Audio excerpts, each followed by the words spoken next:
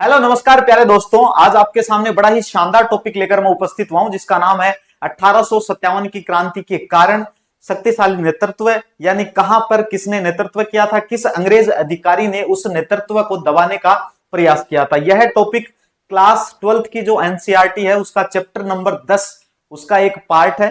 साथ में मैं आपको बता देना चाहता हूं कि यह बोर्ड एग्जाम के लिए भी इंपॉर्टेंट है, सीयूईटी जैसी एग्जाम के लिए भी इंपॉर्टेंट है और उन तमाम परीक्षाओं के लिए बड़ा ही महत्वपूर्ण टॉपिक है जिन परीक्षाओं में जीके का पार्ट पूछा जाता है, जिन परीक्षाओं में भारतीय इतिहास से संबंधित प्रश्न पूछे जाते हैं। खास करके टॉपिक है अपना 1857 की क्रांति। तो सबसे पहले हम कारणों को समझेंगे कि 1857 की क्रांति के कारण क्या क्या है। देखो दोस्तों, आज तक आपने जहां से भी पढ़ा होगा, है ना, जो आधा अधूरा जैसा भी आपको नॉलेज है, हालांकि आप में से बहुत सारे विद्वान बच्चे भी बैठे हैं जिनको संपूर्ण बातें पता भी हैं, लेकिन कुछ विद्यार्थी ऐसे भी हैं जिन्हें सिर्फ थोड़ा बहुत पता है कि भाई चर्बी वाले कारतूस हैं जिनकी वजह से 1857 की क्रांति हो गई। तो एक छोटे से कारतूस की वजह से इतनी बड़ी क्रांति, इतना बड़ा स्वतंत्रता संग्राम नहीं हुआ था। इसे भारत का पहला स्वतंत्रता संग्राम कहने वाले व्यक्ति कौन थे, ये नाम जरूर याद रखना, क्वेश्चन पूछा जाता है। वो थे वीडी सावरकर। ओके, तो ये आपको अच्छे से ध्यान रखना है। अच्छा, तो मैं जो बात कर रहा था टॉपिक की कि इसके मुख्य कारण क्या क्या है, तो 1857 की क्रांति के जो कारण है ये सिर्फ 1857 में ही पैदा नहीं हुए, ये धीरे धीरे धीरे धीरे धीरे धीरे हमारे लोगों में बड़ा ही असंतोष फैलता गया, आर्थिक रूप से फैलता गया, सामाजिक भिन्नताओं को उन्होंने देखा। तो इन सब कारणों की वजह से सैनिकों में खूब सारे ऐसे असंतोष पैदा हुए थे जिसकी वजह से 1857 की जो क्रांति है यह घटित हुई थी। तो चलिए दोस्तों, सबसे पहले वीडियो को लाइक जरूर कर देंगे, चैनल को सब्सक्राइब जरूर कर देंगे। पर्टिकुलर ये टॉपिक वाइज वीडियोस आपको कैसे लगते हैं जरूर बताएं। इस प्रकार के और भी वीडियो देखने हैं तो प्लीज कमेंट करके यह जरूर बताएं कि ऐसे और वीडियोस बनाओ ताकि हम आपके लिए और बढ़िया मेहनत करें और बहुत ही शानदार शानदार टॉपिक जो है वो आपके सामने हम प्रस्तुत कर सकें। चलिए शुरुआत करते हैं हमारी इस वीडियो की। सबसे पहले हम राजनीतिक कारणों को जानने का प्रयास करेंगे। राजनीतिक कारणों में अंग्रेजों की एक नीति है। कौन सी? अंग्रेजों की विस्तारवादी नीति। तो आप देखेंगे 1857 के विद्रोह का प्रमुख राजनीतिक कारण जो है यह अंग्रेजों की विस्तारगत नीति रहा है और इनका व्यक्तिगत का जो सिद्धांत रहा है, डॉक्ट्रिन लैप्स, जो व्यक्तिगत का इनका जो सिद्धांत है, एक ये सिद्धांत और एक इनकी विस्तारवादी जो नीति है, ये इनका एक मुख्य राजनीतिक कारण माना जाता है।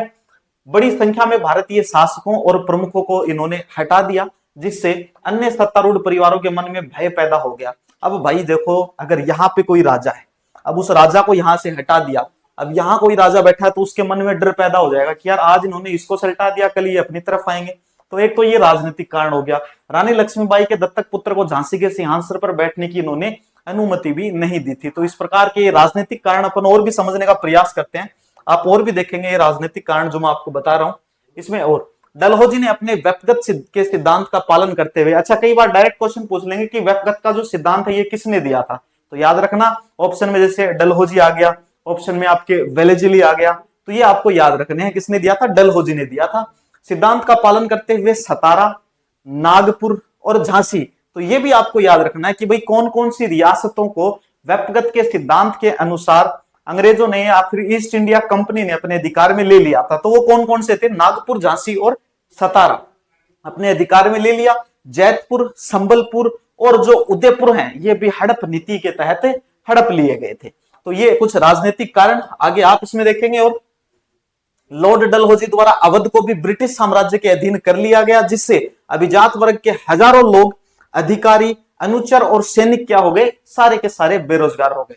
मान के चलिए कि कोई बहुत बड़ा साम्राज्य है, अगर उस साम्राज्य को आप सोचेंगे ऐसे कि अंग्रेजों ने उसे कंट्रोल में ले लिया, ईस्ट इंडिया कंपनी ने उसको अपने कंट्रोल में ले लिया, तो उसमें जितने भी काम करने वाले लोग हैं वो सारे के सारे क्या हो गए, बेरोजगार हो गए।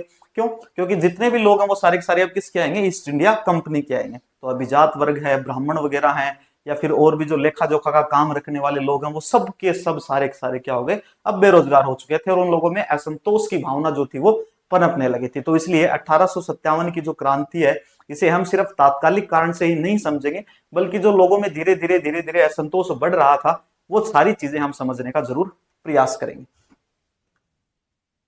इस कार्यवाही ने एक वफादार राज्य अवध को असंतोष और षड्यंत्र के अड्डे के रूप में क्या कर दिया था भाई, परिवर्तित कर दिया था। इसके बाद कुछ सामाजिक और कुछ आर्थिक कारण है। उन्हें भी हम समझते हैं कि सामाजिक और आर्थिक कारण किस प्रकार से रह सकते हैं। अभी आपने राजनीतिक कारण समझे। राजनीतिक कारणों में मुख्य रूप से हमने दो चीजें देखी, एक तो अंग्रेजों की विस्तारवादी नीति, व्यक्तिगत सिद्धांत, हड़प नीति, ये सारी चीजें देखी हैं। आपको याद रखना है व्यक्तिगत सिद्धांत के तहत कौन कौन से राज्यों को अंग्रेजों ने अपने अधीन ले लिया था।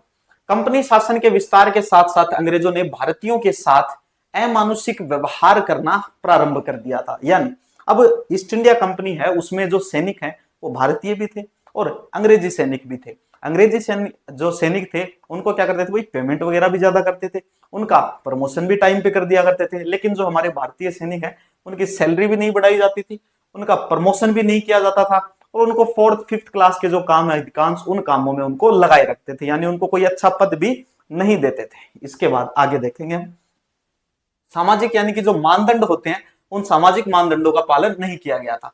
भारत में तेजी से फैल रही पश्चिमी सभ्यता के कारण आबादी का एक बड़ा वर्ग चिंतित था। देखो उस समय भारत में हमारी भारतीय सभ्यता थी, लेकिन जब ईस्ट इंडिया कंपनी आई तो जो वेस्टर्न कल्चर है वो वेस्टर्न कल्चर इंडिया में ज्यादा दिखाई देने लगा। तो लोग बड़े चिंतित हो गए कि यार हमारा तो ये जो कल्चर है, हमारी जो सभ्यता है, एक सभ्यता ही किसी क्षेत्र विशेष की क्या होती है, पहचान होती है, और ये हमारी सभ्यता ही नष्ट कर देंगे। तो इस प्रकार का लोगों में एक डर बन चुका था। अंग्रेजों के रहन सहन, अंग्रेजों का व्यवहार एवं उद्योग आविष्कार का असर भारतीयों की सामाजिक मान्यताओं पर भी पड़ रहा था।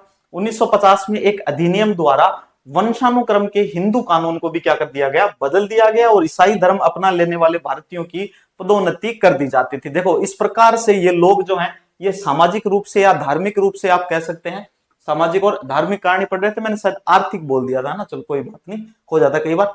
तो ईसाई धर्म अपना, जो भी भारतीय सैनिक ईसाई धर्म को अपना लेते थे उनका प्रमोशन कर दिया जाता था, उन लोगों को अच्छी सैलरी दे दी जाती थी। यानी कि ये लोग एक क्या कर रहे हैं, लोगों का धर्म भी बदलवाना चाह रहे हैं। इसके बाद आगे भारतीय धर्म का अनुपालन करने वालों को सभी प्रकार से अपमानित किया जाता था। कुछ लोग थे, एडिक्ट थे, वो कहते थे नहीं बिल्कुल हम ईसाई धर्म जो है इसको नहीं अपनाएंगे, हमारा जो धर्म है हम उसी में रहेंगे। तो उन लोगों को ये अपमानित भी बहुत करते थे। इससे लोगों को यह संदेह होने लगा कि अंग्रेज भारतीयों को ईसाई धर्म में परिवर्तित करने की योजना बना रहे हैं। बिल्कुल लोगों को संदेह होना बड़ा ही स्वाभाविक है। लोगों को जरूर लगेगा कि ये जो अंग्रेज हैं ये क्या कर रहे हैं भाई, जितने भी सिपाही हैं इनको क्या दे रहे हैं, एक लालच दे रहे हैं।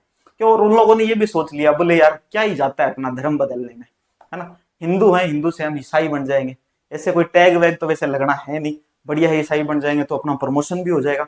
तो लोगों ने अपना लालच भी देखा और बहुत सारे लोग जो है वो ईसाई धर्म में धीरे धीरे परिवर्तित होने लगे और यह प्रक्रिया तेजी से आगे बढ़ने लगी। इसलिए एक बहुत बड़ा वर्ग जो है वो चिंतित था।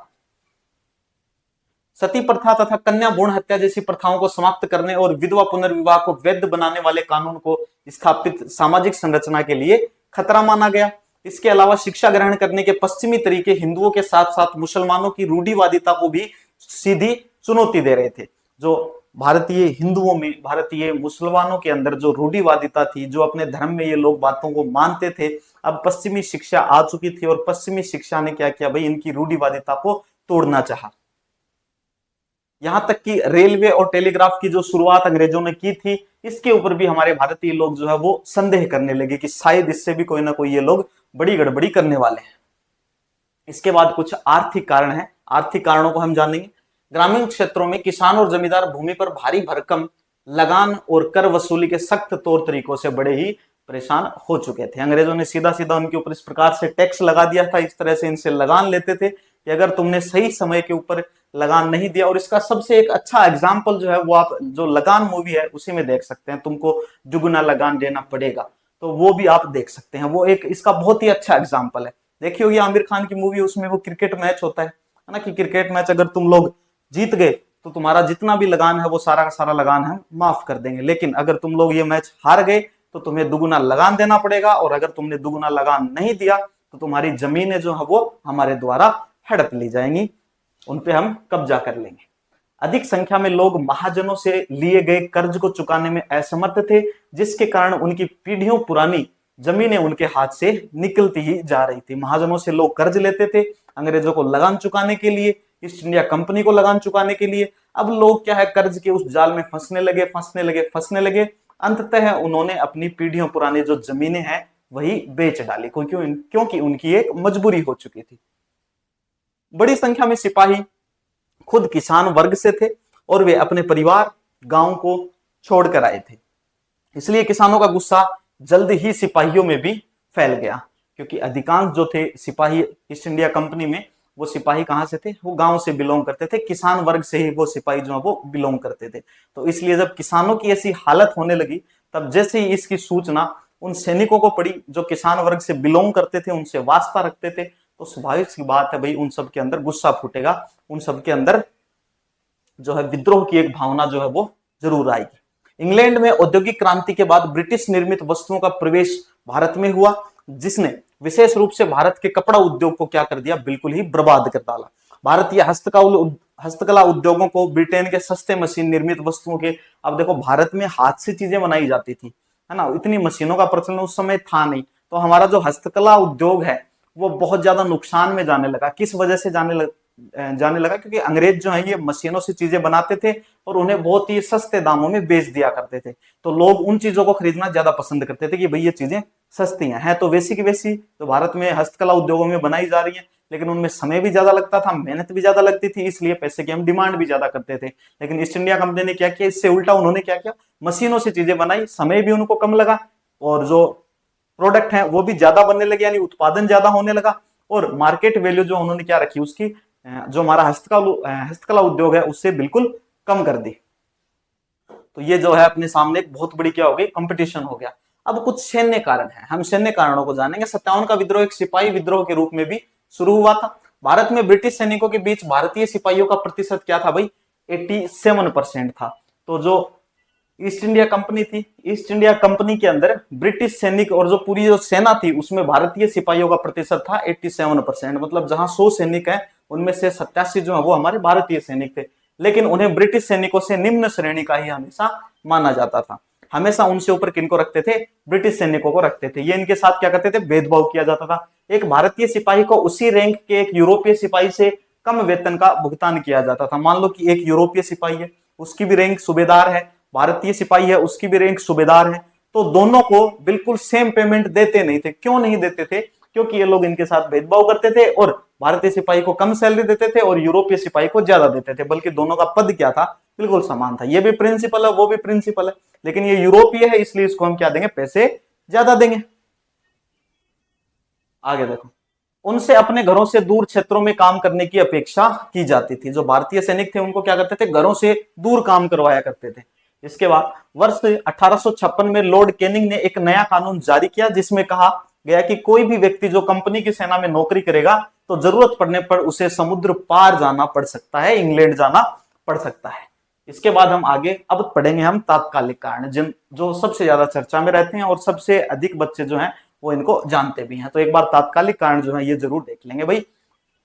1857 के विद्रोह के तात्कालिक कारण जो थे वो सैनिक कारण थे।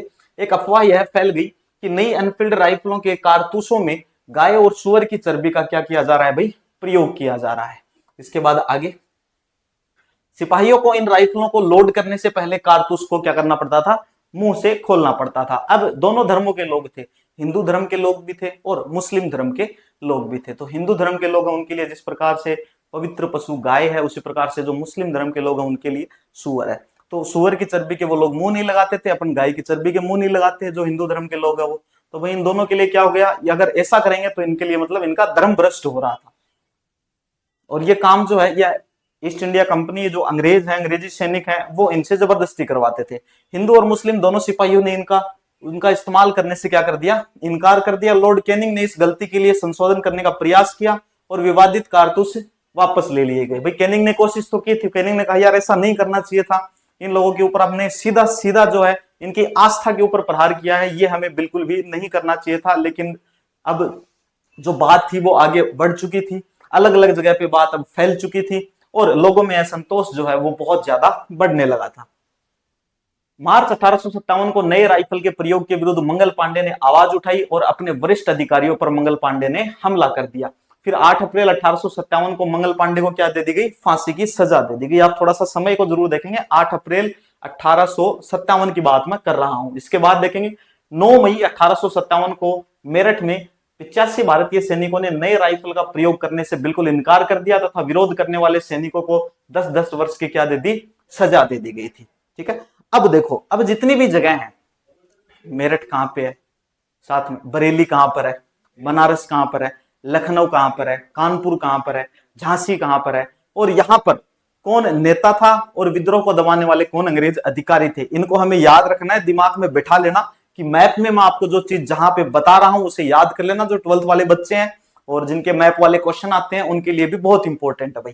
तो आगे देखो, एक बार जो माइंड मैप पढ़ते हैं आप लोग तो आपके लिए बड़ा इंपॉर्टेंट। सबसे पहले दिल्ली, तो आप जान लो कि ये जो डॉट मैंने कर रखा है इसके आसपास का जो एरिया है वो किसका है, दिल्ली का एरिया है। इसके बाद आगे देखेंगे, यहां पे लखनऊ, लखनऊ के बाद ये कानपुर की लोकेशन, उसके बाद ये झांसी, उसके बाद आप देखेंगे बरेली, उसके बाद आप देखेंगे बनारस, उसके बाद आप देखेंगे बिहार।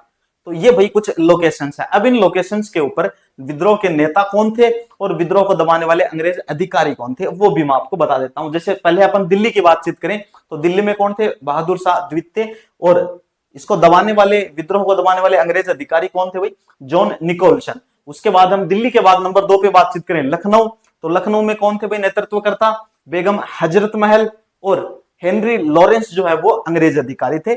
उसके बाद लखनऊ के बाद हम बातचीत करें कानपुर, तो कानपुर के कौन थे बेटा, नाना साहब, कानपुर के कौन थे, नाना साहब, और सर कोलिन कैंपबेल जो है ये अंग्रेजों की तरफ से नेतृत्व करता थे। झांसी और ग्वालियर में रानी लक्ष्मीबाई और तात्या टोपे। जनरल ह्यूरोज जो है वो अंग्रेज अधिकारी थे। बरेली के अंदर खान बहादुर खान, सर कोलिन कैंपबेल जो है वो अंग्रेज अधिकारी थे। उसके बाद इलाहाबाद और जो बनारस का क्षेत्र है, इलाहाबाद और बनारस में मौलवी लियाकत अली और कर्नल ऑनसेल जो है वो एक अंग्रेज अधिकारी थे। बिहार में कुंवर सिंह जो है इन्होंने विद्रोहियों का नेतृत्व किया था, बिहार के कुंवर सिंह ने। और विलियम टेलर जो है ये अंग्रेजों की जो सेना थी उसके नेतृत्व करता थे, यानी अंग्रेजी नेतृत्वकर्ता कौन थे भाई, विलियम टेलर। कहां के, बिहार के। तो कई बार एग्जाम में डायरेक्ट क्वेश्चन कैसे पूछा जाता है बेटा, मैच द फॉलोइंग वाला क्वेश्चन आ जाता है, या फिर कई बार सीधा सीधा क्वेश्चन पूछ लिया जाता है कि बिहार में 1857 की क्रांति के दौरान अंग्रेजी सेना के नेतृत्वकर्ता कौन थे। ऑप्शन देंगे आपको जॉन निकोलसन, ऑप्शन देंगे आपको जनरल ह्यूरोज, ऑप्शन देंगे कर्नल ऑनसेल, ऑप्शन देंगे विलियम टेलर। तो कौन सा ऑप्शन करोगे, विलियम टेलर। इस प्रकार के जो क्वेश्चंस हैं एग्जाम्स में पूछे जाते हैं। दोस्तों अगर ये वीडियो आपको अच्छा लगा हो, इस प्रकार के आप छोटे छोटे टॉपिक पे छोटे छोटे वीडियोस और चाहते हैं तो प्लीज कमेंट सेक्शन में कमेंट करके हमें जरूर बताएं। हम आपके लिए ठीक इसी प्रकार के और भी खूब सारे वीडियोस जल्दी ही लेकर आएंगे। वीडियो को लाइक करें, चैनल को जरूर सब्सक्राइब करें और इस वीडियो को अधिक से अधिक अपने सारे दोस्तों के साथ में शेयर जरूर करें। जल्दी ही मिलेंगे हमारे नेक्स्ट प्यारे से वीडियो में, नेक्स्ट प्यारे से टॉपिक को लेके। तब तक के लिए मुझे आज्ञा दें। Thank you very much.